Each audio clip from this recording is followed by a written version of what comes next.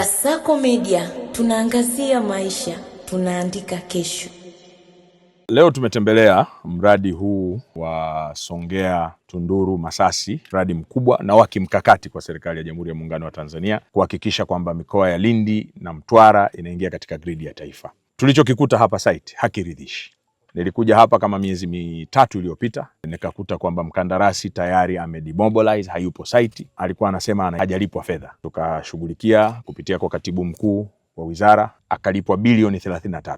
Lakini leo tulichokikuta site hakiendani na fedha ambayo amelipwa ya Watanzania. Mkataba wake huu unaisha mwezi wa 9. Lakini kama mnavyojionea hata hana watu wa kutosha site kwa ajili ya kukamilisha kazi hii. Sasa namtaka katibu mkuu kuhakikisha kwamba mkandarasi huyu haongezewi hata siku moja. Mkataba wake unavyoisha, twende kwa mujibu wa sheria, tuweze kukata liquidated damages ili yeye aanze kuilipa serikali. Sisi hapa tutasimama katika nafasi zetu. Tutaendelea kuwafuatilia hawa watu hapa. Kazi hii ni ya serikali. Kwa wilaya niko hapa na vyombo viko hapa na wote ambao tuna dhamana tuko hapa kuhakikisha kwamba tunasaidia kuona mambo haya. Maamuzi ambayo umeyatoa Mheshimiwa Waziri na maelekezo uliyoyaelekeza hapa ni sahihi kabisa, sisi tunayaunga mkono kabisa 100%.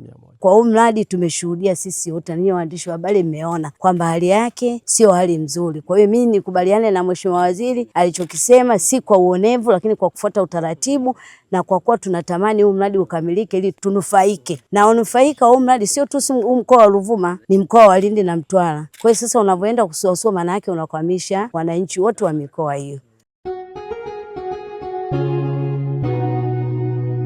Kasako Media, tunaangazia maisha, tunaandika kesho.